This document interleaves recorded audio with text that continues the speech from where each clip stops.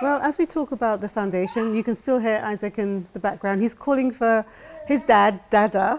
And Hannah asked you a very pertinent question in terms of, how does that make you feel? Because from day one, he knows his dad's not with him, but he's always calling for him. How does that make you feel? It makes me feel very happy, actually. It lets me know that he hasn't forgotten him, which is really important to me. He needs to remember who his father was, is really important. And I show him photos and videos all the time to keep that memory alive.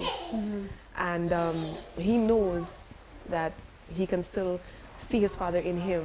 There was one time I gave him a mirror, and he's like, Dada! He literally recognized the features in him of his father. And that's really important. And what about your daughters? How have they managed to understand that, the dad's not with them? Well, Phaedra is the youngest girl, and she had been away from him for a little while before he passed. So in her mind, he was basically on a little vacation, and I tried to explain to her as best as I could as to why he's not coming back and why she would not see him again. And I believe she took it well, although the first 2 weeks after telling her, she kept saying, Mommy, Daddy's here. Whenever she would hear the bus, door slam, she was like, Daddy's here. I was like, no, Daddy's not coming back. And to try again and again to explain to her.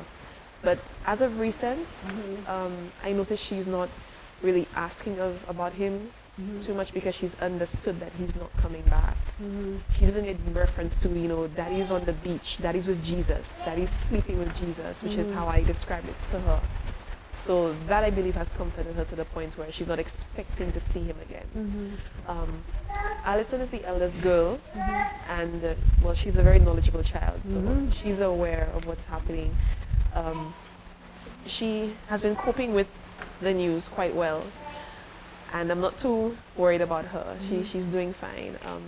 She did very well in her exams as well, so she's really clued up. Yes. Yeah. Tristan gets emotional from time to time, especially when he sees photos of him and his dad. He still cries now and again. But I know with time that he will heal. Time does heal. So he will be able to make it through. Kishel is a child that I have to work with. I have to constantly be praying with her and speaking with her because she has this inner fear in her.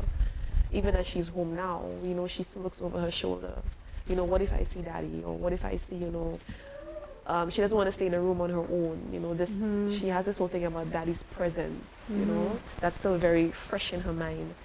So she's very fearful in that regard. So I have to be constantly speaking to her, letting her know that she doesn't need to be fearful.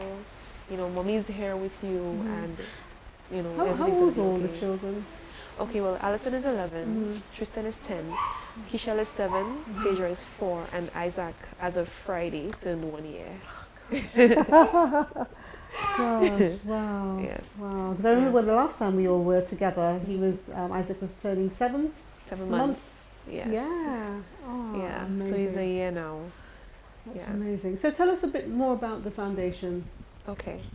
Well, the foundation, as I said earlier, was just mainly to give financial assistance on the onset. And then after his passing, when I prayed on it, it was revealed to me that I needed to take it a step further.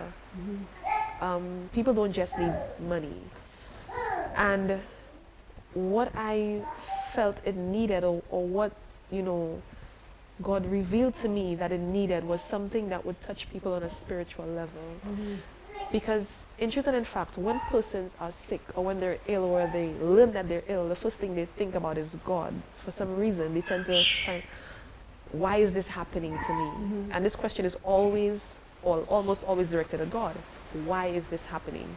So he does fit in at some point in time. So if we could address that side of it, along with the financial side of it, we could do more in terms of the healing process. So how do we get these people to open up and to speak about it? How do we get them to get the support that they need? Because trust me, support is needed. And without the support, they would not survive it. And it's really important that persons know that. persons who have this illness, who are diagnosed with cancer on a whole, they tend to feel completely alone. Even as much as there are other persons suffering with it, they feel that nobody knows what I'm going through. So they tend to hide within themselves. They don't want to speak to anyone. They don't want to reach out for help. They just close up into this shell and they just don't want to let anybody in. And it's really important that they understand that people are there for them, strictly to help them. Not to, look down on them as to what could have caused the illness, because we know there are some things that could cause it based on your lifestyle. Yeah. But we're not there to judge, we're there to help you through it every step of the way. And by us having a story behind the foundation, it makes it easier for persons to open up and to welcome the assistance that they're getting. So we're looking into educating persons a lot more about lymphoma, helping them with regards to the finances, of course, that side of it, helping them with the spiritual aspect of it, which is praying with them, letting them know that they're not alone. They can always look to God to help them. Their faith can carry them so far. I mean, a perfect example is Glenn. His faith carried him very far through his illness. And even through his passing, even in his passing, his faith was still on his lips. And that is what kept him going. That is what kept that smile on his face. As opposed to looking at the negative side of it and always having a frown and always want to be staying in bed and I'm not feeling too well. I don't want to open the windows. I don't want to go outside. No. Once you have that grounded faith and that spiritual force within you, giving you that strength, you can face any and everything. You will have that smile on your face, and that's a guarantee. Well, we have Isaac back with us. Hello, Isaac. Oh my gosh. Oh. Okay, so Michelle, how can people get in touch with you about the foundation? Okay, well, I do have a website that I currently have on that they can take a look at, browse through. Mm-hmm. I can actually give the information. It's mishandsamuel /wix.com/beat lymphoma together. And Say that again. It is mishandsamuel.wix.com/beat lymphoma together. Okay. We have an email address that they can contact us on. It's glensamuelmedicalfund@hotmail.com. Okay, that's GLENN. NN. Right. And we have also a Facebook page, Glen Samuel Medical Fund Foundation. That is a page that they can message me through as well to get information on the foundation. And just let other persons know that the other thing that I have incorporated with the fund is working along with medical missionary. That is with Brother Taylor Everest, a member of our church. And what we will be doing is offering persons an alternative in terms of helping with the change of lifestyle. Because when you're dealing with cancer, everything has to change. Your lifestyle, your eating habits, your diet, your exercise routine. And we will help them with that regard. Currently, Brother Taylor is he's actually offering this program that persons can actually take, where they can help themselves in terms of getting their lifestyle back on track.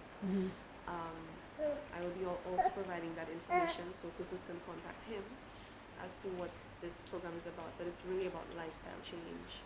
And people need to embrace that for them to get better, because it's actually the body needs to fight this cancer and the immune system needs to work, with the nutrients that you're putting into it in order to fight the cancer. That's important. Okay. And that gives you strength, doesn't it, It as does. well, It putting the does. foundation, because we've always heard that if you've lost someone close, it's always good to help. Yes. And the thing is that Glenn and I have always been about helping others. Yes, at some point in time we had to focus on him and on ourselves and getting him better. But even though he's no longer here, I know what he would like me to do. And I want his legacy to live on, helping people.